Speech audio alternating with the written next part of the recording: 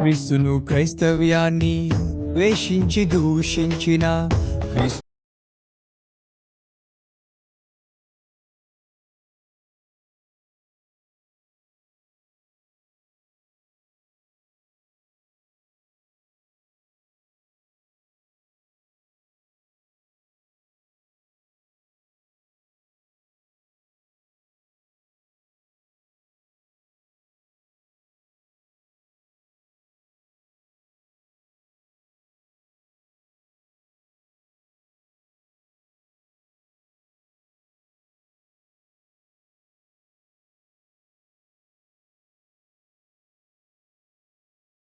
ప్రియమైన దేవుని బిడ్డలారా, ప్రార్థన అనేటువంటిది నువ్వు చేస్తూ ఉంటే, ప్రార్థనతో సహవాసం, దేవుడితో సహవాసములు నువ్వు కొనసాగుతూ ఉండగా అసలు నీ మీదకి సమస్యలే రావా. హల్లెలూయా, హల్లెలూయా. ప్రార్థనలో కొనసాగుతూ ఉంటే, ప్రభుతో నువ్వు సమీపస్తులుగా ఉంటే, ప్రభుతో శక్తివంతులుగా, ప్రభుతో ప్రార్థనలో నువ్వు సహవాసములో ఉంటా ఉంటే, అసలు ప్రభువే నీ దగ్గర ఉంటా ఉంటుంటే ఇక నీ సమస్యలు అనేవి రానే రావు. నువ్వు రమ్మన్నా రావు. అర్థమైతే దేవునికి స్తోత్రం చెప్పండి.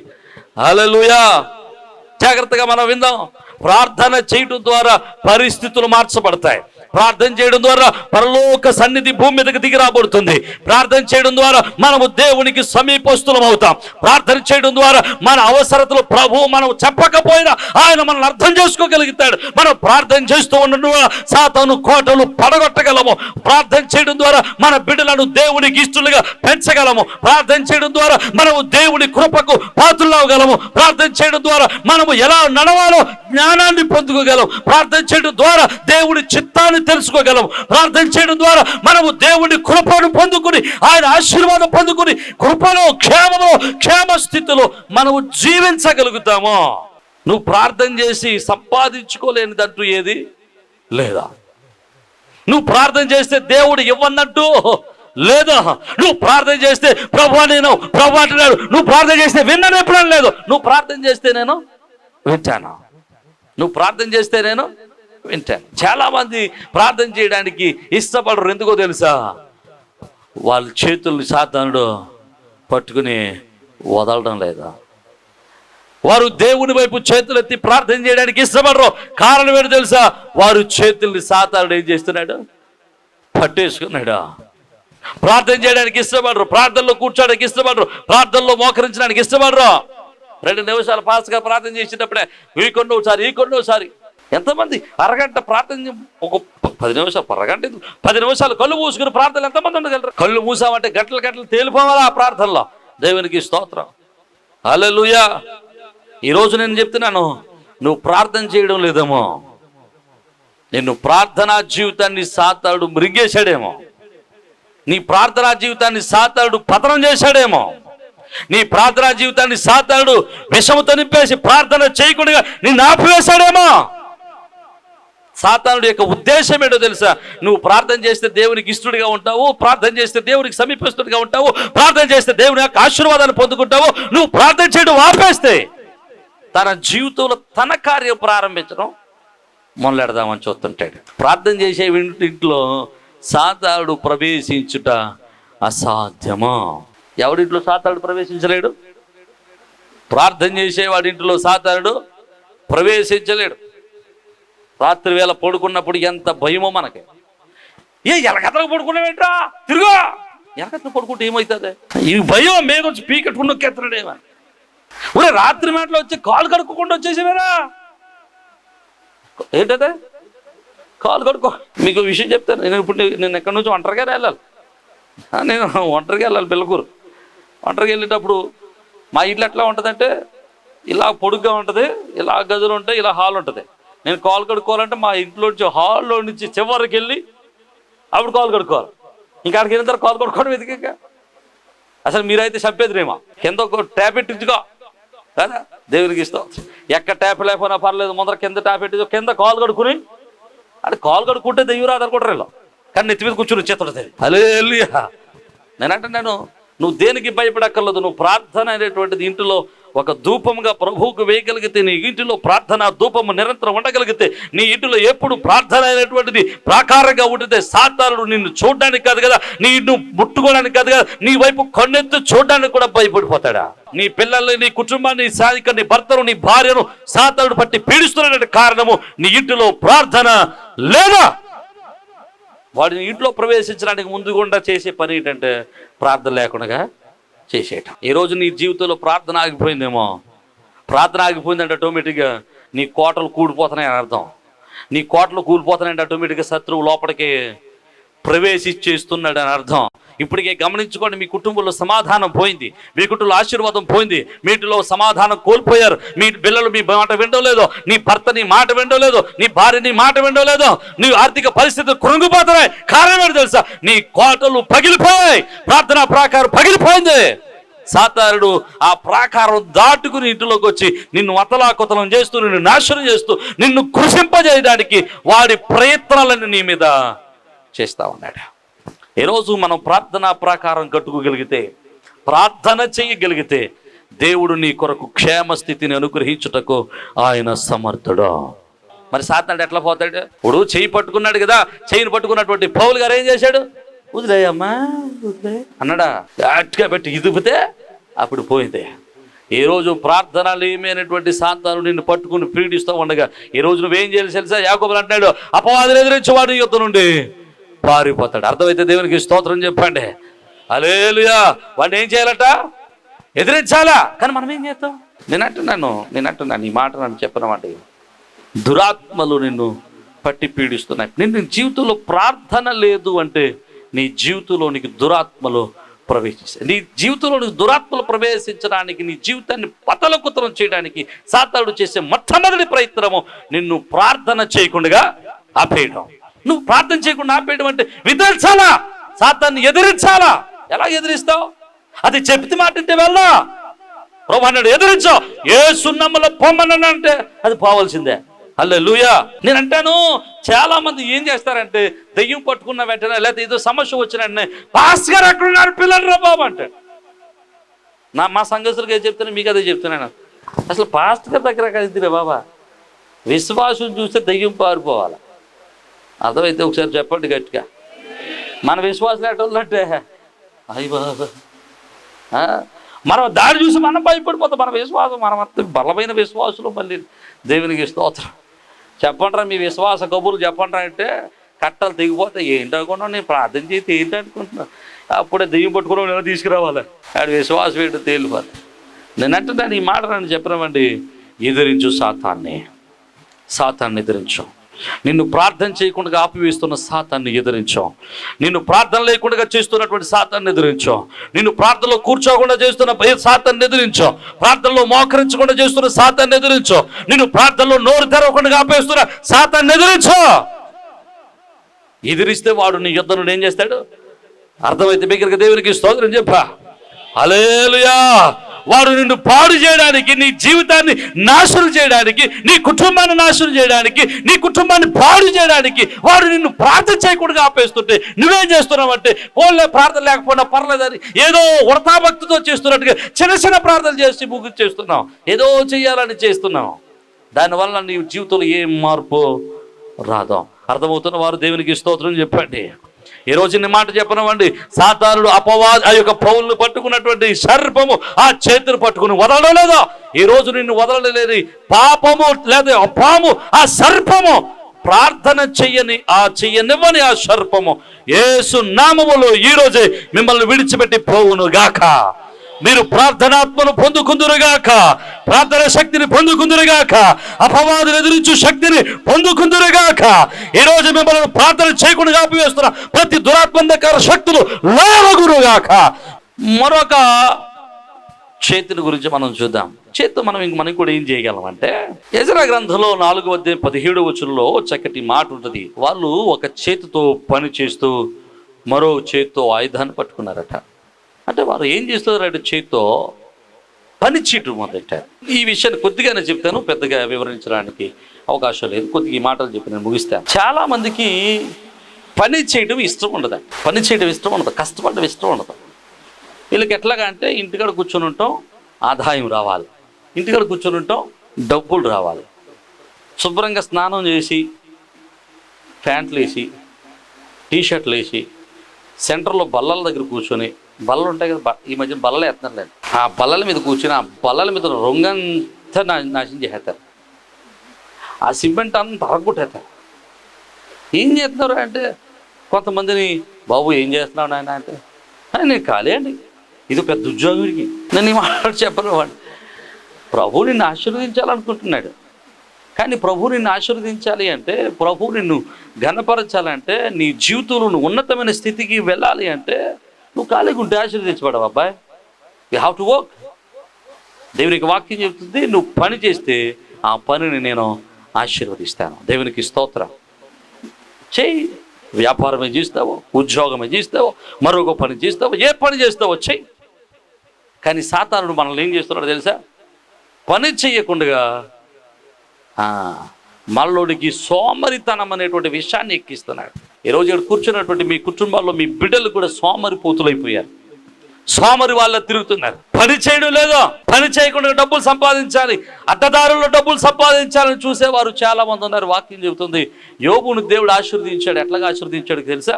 యోబు యొక్క చేతి పనిని దేవుడు ఆశీర్వదించినప్పుడు ఊజు దేశంలో అతడు అంత గొప్పవాడు మరెవడను లేడు, అంత గొప్పవాడిని దేవుడు చేశాడు. దేవునికి స్తోత్రం. చాలా మంది ప్రభు నన్ను ఆశీర్వదించు, నాకు డబ్బులు కావాలి, నాకు కారు కావాలి, నాకు ఇల్లు కావాలి, నాకు బంగ్లా కావాలి, నాకు అది కావాలి, ఇది కావాలని అడుగుతాడు. పని చేయడం. ప్రభు చెప్తాడు నువ్వు పని చేయి. ఈరోజు సోమరిపోతును చేస్తున్నాడు సాతాను నిన్ను. దేవుడు చేయాల్సిన పనిని, దేవుని కొరకు చేయాల్సిన పనిని, నీ జీవితం కొరకు నువ్వు చేయాల్సిన పనిని చేయకుండా సాతానుడు ఏం చేస్తున్నాడంటే నీ చేతిని పట్టుకుని ఆ చేతులు సోమరితనమైనటువంటి విషయాన్ని ఎక్కించడం ద్వారా నువ్వు పని చేయడం ఇష్టం కావడం లేదు. ఎంతమంది ఇక్కడ సంఘంలో ఉన్నవారు, ఇక్కడ కూర్చున్నటువంటి వారిలో ఎంతమంది ప్రతిరోజు పనికి వెళ్ళేవారు ఉన్నారంటే, నువ్వు పని చేయకపోతే అన్నం తినొద్దు.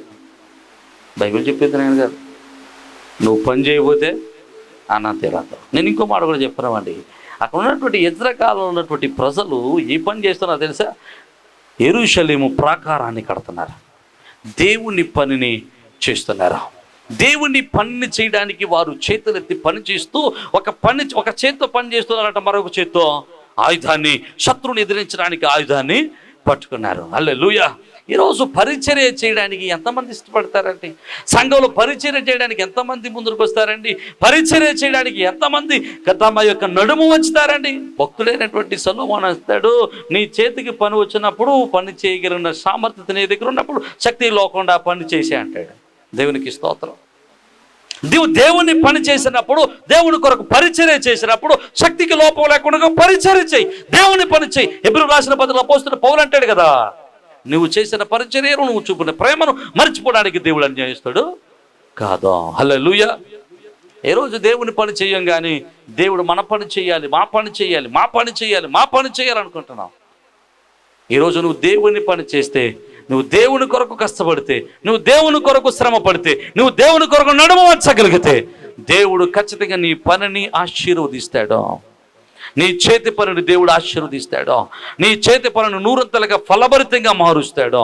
అర్థమైతే దేవునికి స్తోత్రం చెప్పాలా? హల్లెలూయా. ఇక మూడవది నేను ఈ మాట చెప్తున్నాను, ఈరోజు నేను ఒకవేళ సాతానుడు పరిచర్య చేయడం లేదేమో, నీ పిల్లలు పరిచర్య చేసేవారిగా ఉంటే నీ పిల్లలను దేవుడు ఆశీర్వదిస్తాడు. ఈరోజు నన్ను ఈ మాట చెప్పినామండి, మీ పిల్లలు సర్పము చేత పీడిపబడుతున్నారేమో, మీరు దేవుని పరిచర్య చేయడానికి సర్పపు విషము చేత నింపబడి పరిచర్య చేయడానికి వెనుకంజ వేస్తున్నారేమో. నేనంటున్నాను, మీరు దేవుని పరిచర్య చేయడానికి సాతానుడు మిమ్మల్ని వెనుకంజ వేస్తున్నట్లయితే ఈరోజు సాతానుని ఎదిరించి శక్తివంతులై పరిచర్య చేయుదురుగాక. ఇక చివరికి ఈ మాట నన్ను కూడా చెప్పనివ్వండి, ఇంక 2 విషయాలు ఉన్నాయి. ఈ మాట కూడా నన్ను చెప్పి నేను ముగిస్తాను. గలతీయులకు రాసినటువంటి పత్రిక 2వ అధ్యాయము 9వ వచనంలో మనం చూస్తే అక్కడ చక్కని మాట ఉంటున్నాడు, తమతో పాలువారమగుటకు సూచనగా వారు తమ చేతిని చెరి. ఇక్కడ మాటను చూస్తే వారు చేతిని తమతో పాలువారగటానికి చేతినిచ్చారట, అనగా వారు సహవాసములోనికి వారిని పిలిచారు, సహవాసంలోనికి పిలిచారు. ఈరోజు చాలామందికి సహవాసం ఉండదు, చాలామంది సహవాసంలో కొనసాగారు. హెబ్రీయులకు రాసిన పత్రికలో అంటాడు కదా, ఇది కొందరు మానుకొనుచున్నట్టుగా మీరు సహవాసముగా కూడుట మానక. చాలామందికి ఈ మధ్యకాలంలో చాలామందికి తెలివితేటలు వచ్చేసాయి. యూట్యూబ్లో వాక్యం వచ్చేస్తున్నాయి కదా, టీవీలో వాక్కు చేతన దగ్గర నేనంటున్నాను, ఈ సహవాసాలు పనిచేయవు. నువ్వు దేవుని మందిరానికి వెళ్ళాల్సిందే. దేవునికి స్తోత్రం. పరిశుద్ధులతో సహవాసము చేయాల్సిందే. పరిశుద్ధులతో సహవాసం చేస్తే నువ్వు పరిశుద్ధుడిగా మారుతావు. ఈ రోజు నన్ను జ్ఞాపకం చేయమండి, మీరు సహవాసాన్ని విడిచిపెట్టి ఉండడానికి వీలు లేదా? ఈరోజు సాతానుడు మిమ్మల్ని కాటు వేసి, మీ చేతులను కాటు వేసి సహవాసమునకు వెళ్లకుండా కాపేస్తున్నాడేమో, మందిరానికి వెళ్లకుండా కాపేస్తున్నాడేమో, మందిరంలో నిలబడకుండా కాపేస్తున్నాడేమో. దేవుని యొక్క వాక్యం చెబుతుంది, అపోస్తలుల కార్యగ్రంథం 2వ అధ్యాయంలో 38వ వచనంలో మనం అనుకుంటే అక్కడ అంటున్నాడు, వారు ప్రార్థన యందును విశ్వాసమందును రొట్టె విరుచుటయందును సహవాసమందును ఎడతెగక ఉండేరి. హల్లెలూయా. వారు ఎడతెగక సహవాసంలో ఉన్నారు కనుక పరిశుద్ధాత్మ శక్తిని పొందుకుని దేవుని యొక్క కృపావాక్యమును ప్రకటించుటలో బలవంతులయ్యారు. వారు దేవునికి హతసాక్షులుగాను దేవుని కొరకు సాక్షులుగాను జీవించగలిగారు. అర్థమవుతున్న వారు దేవునికి స్తోత్రం చెప్పండి. ఏ రోజు నువ్వు సాక్షిగా ఉండాలనుకుంటే ఖచ్చితంగా సహవాసములో ఉండాలి. సాతానుడు నిన్ను సహవాసానికి దూరం చేయాలనుకుంటున్నాడు. నువ్వు ఎప్పుడైతే సహవాసానికి దూరం అయ్యావో, పరిశుద్ధుల సహవాసానికి దూరం అయ్యావో, ఆటోమేటిక్గా నీ సహవాసం ఎవరితో వెళ్ళిపోతుందో తెలుసా? అపవాదితోనూ, అపవాది సంబంధమైన పురుషులతోనూ, అపవాది సంబంధమైన కార్యాలు చేసే మనుషులతోనూ సహవాసం చేస్తావు. నీ జీవితము పతనానికి నడిపించబడుతుంది. ఈరోజు సహవాసానికి దూరం చేస్తున్న సాతాను నువ్వు ఎదిరించుటకు శక్తివంతుడు వగుదువుగాక. ఇక ఫిలిప్పీయులకు రాసిన పత్రిక 2వ అధ్యాయం 16వ వచనం అంటాడు, జీవవాక్యమును చేతపట్టుకుని. చదవండి, ఫిలిప్పీయులకు రాసినటువంటి పత్రిక 2వ అధ్యాయం 16వ వచనంలో చక్కటి మాట ఉంటుంది. చదవండి, తొందరగా మాట మనం చదువు ముగించుకోవడానికి ప్రయత్నం చేద్దాం. అటు జనం మధ్యను మీరు జీవవాక్యం చేతపట్టుకుని లోకమందు జ్యోతుల వలె. ఆమేన్, హల్లెలూయా. దేవుని యొక్క వాక్యమును చేత పట్టుకున్న వారు లోకంలో ఎలా కనబడుతున్నారంట? జ్యోతుల వలె కనబడుతున్నారా? ఈరోజు సాతానుడు మన చేతిని పట్టుకుని ఏం పట్టుకునట్లేదో తెలుసా? జ్యోతి కాదండి, వాక్యం పట్టుకున్నట్లేదు. దేవునికి స్తోత్రం. ఏం పట్టుకునట్లేదు? వాక్యం. మీలో ఎంతమంది రోజు వాక్యం చదువుతారు? రోజు వాక్యం చదవాలి ఎంతమంది? మీరు చదవకపోతే మీ చేతిని సాతాను దట్టేసుకున్నాడమ్మా, మీ చేతిని సాతాను నాశనం చేసేస్తున్నాడమ్మా. సాతానుడు వాక్యం పట్టుకోకుండా మీ జీవితాన్ని నాశనం చేయడానికి సాతానుడు ప్రయత్నం చేస్తున్నాడమ్మా. వాక్యం చదవండి.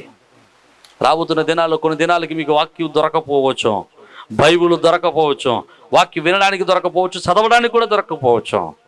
వాక్యం దొరికినప్పుడే వాక్యాన్ని చదవండి. ఆయన వాక్యం మనల్ని భద్రపరుస్తుంది, ఆయన వాక్యం మనల్ని జీవింపజేస్తుంది, ఆయన వాక్యం మనల్ని స్థిరపరుస్తుంది, ఆయన వాక్యం మనల్ని నడిపిస్తుంది, ఆయన యొక్క వాక్యం మనల్ని పరిశుద్ధపరుస్తుంది, ఆయన యొక్క వాక్యం ఆయన చిత్తాన్ని నేర్చుకుని ఆయన మార్గములో నడిచేటట్టు చేస్తుంది. హల్లెలూయా. అలాంటి జీవవాక్యాన్ని పట్టుకుంటే నువ్వు ఎలాగుంటావంట? ప్రియమైన దేవుని పిల్లలు, దేవుని యొక్క వాక్యమును చేత పట్టుకున్న వారమైతే, దేవుని యొక్క వాక్యమును మనం కలిగి ఉన్న వారమైతే ఆయన సన్నిధిలోను లోకములోను జ్యోతుల వలె మనం ప్రకాశించగలుగుతాం. ఆయన వాక్యం మనల్ని బ్రతికిస్తుంది. దేవుని యొక్క వాక్యాన్ని మనం చదవగలిగితే అది మనలను బలపరుస్తుంది, భద్రపరుస్తుంది, జీవమునిస్తుంది. మన పాదములకు దీపంగానే, మన త్రోవకు వెలుగుగానే ఉంటుంది. ఈరోజు అలాంటి వెలుగైన వాక్యమును చదవకుండా సాతానుడు నిన్ను ఆపేస్తున్నాడు. ఈరోజు వాక్యం చదవకపోతే నీ జీవితం పతనం అయిపోతుంది, పతనము వైపు నువ్వు నడుస్తావు. ఈరోజు సాతానుడు వాక్యం చదవకుండా ఆపేస్తుంటే, వాక్యము చదవకుండా ఆపివేస్తున్న ప్రతి విధమైన సాతాను శక్తులు యేసు నామములో లయమగునుగాక. హల్లెలూయా. ఇక చివరికి మాట కూడా నేను చెప్పనివ్వండి. యాకోబు పత్రిక 4వ అధ్యాయము 8వ వచనం, చివరికి మాట ఖచ్చితంగా మనం చదవాల్సిందే. 4వ అధ్యాయం 8వ వచనం, పాపులారా మీ చేతులను శుభ్రము చేసుకున్నాడే. ఈ చివరికి మాట నన్ను చెప్పనివ్వండి. శుభ్రం చేసుకోవడం అంటే పరిశుద్ధపరచుకోవడం. పరిశుద్ధపరచుకోవడం అంటే పాపము నుండి విముక్తులుగా పొందటం. పాపము నుండి విముక్తి పొందటం అంటే పరలోక రాజ్యానికి వారసుడం అవటం. ఈరోజు నన్ను ఈ మాట చెప్పనివ్వండి. ఈరోజు ఇక్కడ కూర్చున్న వాడు ఎవరు కూడా నేను నరకానికి వెళ్ళడానికి ఇష్టపడుతున్నాను వాడు ఎవరు ఉన్నాడు ఇక్కడ? ఎవరైనా సరే నేను నరకానికి వెళ్ళాలన్నవాడు ఎవరు ఉన్నారు ఇక్కడ? నేను నరకానికి వెళ్తానన్న వాళ్ళు, పోనీ వెళ్ళాలని ఉన్న వాళ్ళు ఎవరు ఉన్నారా? ఎవరు లేదు. అందరికీ ఎక్కడికి వెళ్ళాలని ఆశ, అందరూ పరలోకం వెళ్ళాలని ఆశ. స్వర్గమో కైలాసమో మరొక మాట ఎక్కడ ఏదనుకున్నా, ఏ పదం మార్చుకున్నా మనందరికీ ఉన్నటువంటి ఒకే ఒక ఆశ ఏంటంటే పరలోకం వెళ్ళాలని. ఈ పరలోకం వెళ్ళాలని ఆశతో ఉన్నటువంటి మనలను సాతానుడు ఏం చేస్తున్నాడంటే ఆ చేయి పట్టుకుని చేతిలోనికి పాపమైనటువంటి విషమును ఎక్కించి మనల్ని శుభ్రం చేసుకోకుండా పరిశుద్ధంగా లేకుండా మనల్ని పాపపు జీవితంలోనికి నడిపించి మనల్ని నరకానికి తీసుకుని వెళ్తున్నాడు. ఈరోజు నన్ను జ్ఞాపకం చేస్తున్నాను, ఈరోజు సాతానుడు నిన్ను పాపము చేయడానికి ప్రేరేపిస్తున్నాడు. ఈరోజు సాతానుడు పాపపు జీవితాన్ని నిన్ను ప్రోత్సహిస్తున్నాడు. ఈరోజు సాతానుడు నిన్ను దుర్మార్గపు క్రియలకు ప్రోత్సహిస్తున్నాడు. ఈరోజు సాతానుడు నిన్ను అనేకమైనటువంటి దుర్వ్యాపారముల వైపు, దుర్వ్యసనాల వైపు నుండి ప్రేరేపిస్తా ఉన్నాడు. కారణం ఏంటో తెలుసా? సాతానుడు యొక్క విషము నీలోనికి ఎక్కించి నిన్ను దేవునికి, స్వర్గానికి, పరలోకానికి దూరం చేయాలని వాని యొక్క ప్రయత్నం. ఎందుకో తెలుసా? సాతానుడు వాడితో పాటు నిన్ను కూడా నరకంలోకి తీసుకెళ్ళాలని ఆశపడతా ఉన్నాడు. కానీ నా యేసయ్య అంటున్నాడు, నీవు నా యొద్దకు వస్తే నీ పాపములన్నిటినీ క్షమిస్తానని వాగ్దానం చేస్తున్నాడు. హల్లెలూయా. యేసు రక్తములు మన పాపముల నుండి మనకు విముక్తి కలుగుతుంది. క్రీస్తునందున్న వారికి ఏ శిక్ష విధి లేదు. హల్లెలూయా, హల్లెలూయా. ఆయన రక్తములు మనందరూ కూడా నీతిమంతులుగా తీర్చబడుతున్నాము. ఈరోజు యేసుక్రీస్తు వారి యొక్క రక్తము మనల్ని పరిశుద్ధపరుస్తుంది. ఆయన రక్తము ద్వారా మనం పాపమును జయించగలుగుతున్నాము. యేసు వారి యొక్క కలువరి సిలువలో ఆయన చేసిన పని ఏంటో తెలుసా? ఆది సర్పమైన, ఘట సర్పమైన సాతాను యొక్క తలను ఆయన చిదుగొట్టి, ఆయన మరణపు ముళ్ళు విరిచి, పాపపు ముళ్ళు విరిచి, ఆయన మరణమును గెలిచి తిరిగి లేచాడు. ఈరోజు యేసయ్యను అంగీకరించిన వాడు పాపము నుండి విముక్తిని చెందగలడు. నమ్మితే దేవునికి స్తోత్రం చెప్పండి. హల్లెలూయా. ఈరోజు నీ జీవితంలో పాపంతో జీవిస్తున్నావేమో, సాతాను నిన్ను పట్టి పీడిస్తున్నాడేమో, సాతాను నిన్ను నాశనం చేయడానికి ప్రేరేపిస్తున్నాడేమో, సాతాను చేత పీడింపబడుతూ పాపములను నీవు జీవిస్తున్నావేమో. నీ పాపపు జీవితం నుండి నిన్ను పరిశుద్ధపరచడానికి నా యేసయ్య కలువరి శిలువలో రక్తం గార్చాడు. ఆయన ఒక్కడే పరిశుద్ధుడు. ఆయన ఒక్కడే నిన్ను పాపము నుండి విడిపించి నిన్ను పరలోక రాజ్యానికి తీసుకువెళ్ళడు. నువ్వు ఎలాంటి పాపివైనా సరే ఆయన నీ పాపమును క్షమించుటకు సమర్థుడు. ఎందుకో తెలుసా? ఆయనలో పాపము లేదో. ఆయన పరిశుద్ధుడు. పరిశుద్ధుడైన దేవుని చేత నువ్వు రక్షింపబడిన వాడిగా ఉండాలనుకుంటే ఈరోజు పాపపు క్రియలను విడిచిపెట్టి, సాతాను క్రియలను విడిచిపెట్టు. నీ జీవితాన్ని యేసయ్యకి అప్పగించగలిగితే, యేసు వైపు నువ్వు తిరగలిగితే, ఆయన రెండు చేతులు చాపి ఆయన కోడి తన రెక్కల కిందకు తన పిల్లల్ని పిలిచినట్లుగా యేసయ్య నిన్ను పిలుస్తున్నాడు. నువ్వు యేసయ్య దగ్గరకు రాగలిగితే నీ పాపమునంతటను తుడిచివేసి, నీ పాప శిక్షనంతటను కొట్టివేసి ఆయన నూతన జీవితాన్ని, పరిశుద్ధ జీవితాన్ని, పరిశుద్ధమైన జీవితాన్ని ఆయన నీకు ఇవ్వడానికి ఇష్టపడుతున్నాడు.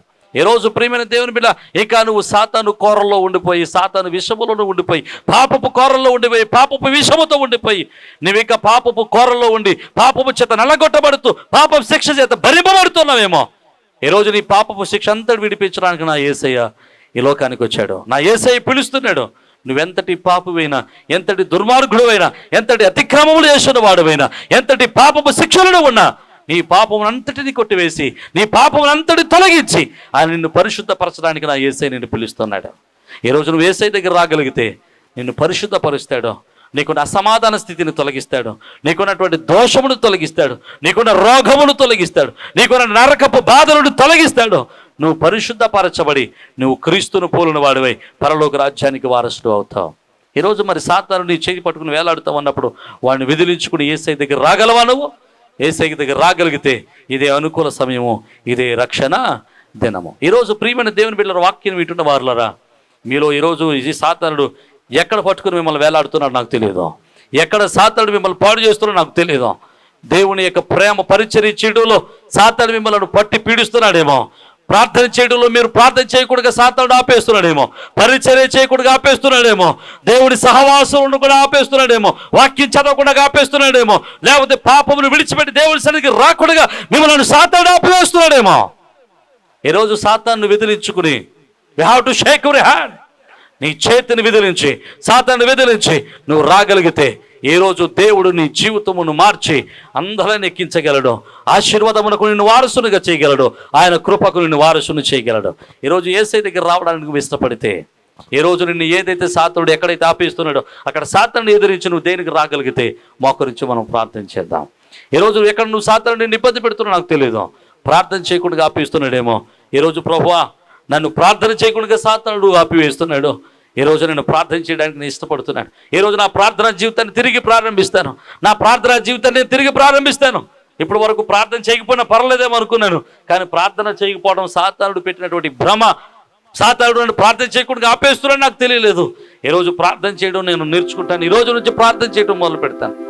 మోకరించగలిగిన వారు మోకరించండి, మోకరించలేని పక్షులు లేచి నిలబడండి. చిన్న ప్రార్థన చేద్దాం.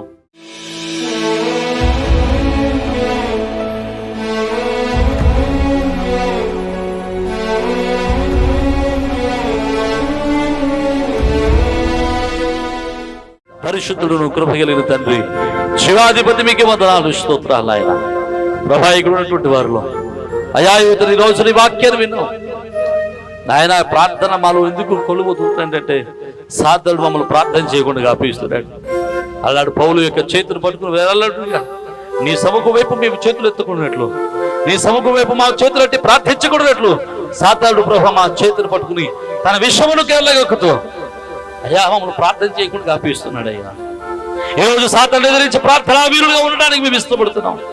ప్రార్థనా వీరులుగా ఉండడానికి కృప చూపించండి ప్రభు. అయా యువతని పరిచర్య చేయకపోవడం ఏదో కారణం అనుకుంటున్నాను కానీ అయ్యా పరిచర్య చేయడానికి నేను ఇష్టం లేకపోతున్నాను అనుకుంటున్నాను కానీ పరిచర్య చేయడానికి ఇష్టం లేకపోవడం కూడా సాతానుడు ఆ చేతులు బాగులో పుట్టించడం ఒక విష సర్పం అని విషమని గుర్తించలేక నీ పరిచర్యలు కొనసాగలేకపోతున్నాం. అయా యువతండి నాయన నీ పరిచర్య చేసేటువంటి భాగ్యమును, పరిచర్య చేసినటువంటి వారిలో నానా యువతని పేరులలో మా పేరు ఉంచడానికి ఉండబడడానికి నాయన మీ పరిచర్య చేయడానికి సహాయం చేయండి. అయ్యా నీ వాక్యం చదవలేకపోతున్నామేమో, ఇదిగో చదవలేకపోతాం అనుకుంటున్నాం కానీ వాక్యం చదవకుండా సాతానుడు ఆపేస్తున్నాడని మేము గ్రహించలేకపోయాం. ఈరోజు వాక్యం చదవకుండా సాతానుడు మమ్మల్ని ఆపేస్తుండగా అయా సాతానుడు ఎదిరించి నీ వాక్యమును చేత పట్టుకుని నీ వాక్యమును చదివి నీ వాక్యపు జీవవేలుగులో మేము నడుచుటకు సహాయం చేయండి. మీ కృప చేతండి నాయన సర్దించండి. అయా మాలో పాపమును నాయన పుట్టించి పాపపు జీవితాన్ని నేర్పించి దుర్మార్గపు జీవితాన్ని నేర్పించి అయా దుర్వ్యాపారాలు నేర్పించి దుర్వ్యసనాలు నేర్పించి మమ్మల్ని దేవునికి దూరం చేస్తున్నాడు సాతానుడు. అయా ఈరోజు సాతాన్ని ఎదిరించి నీ దగ్గర రావడానికి, నీలో క్షమాపణ పొందడానికి, నీ కృపను పొందడానికి మాకు సహాయం చేయండి. మీ కృప చేత ఆదరించి బలపరచమని, వాక్యం ప్రతి ఒక్కరిని మీరు సర్దించి బలపరచమని, సమస్తమైన ఘనత మహిమ ప్రభావాలు మీరు ఆరోపించుకున్నామని యేసు ఘననామమును బట్టి స్తుతించున్నాం మా పరమ తండ్రి. ఆమేన్.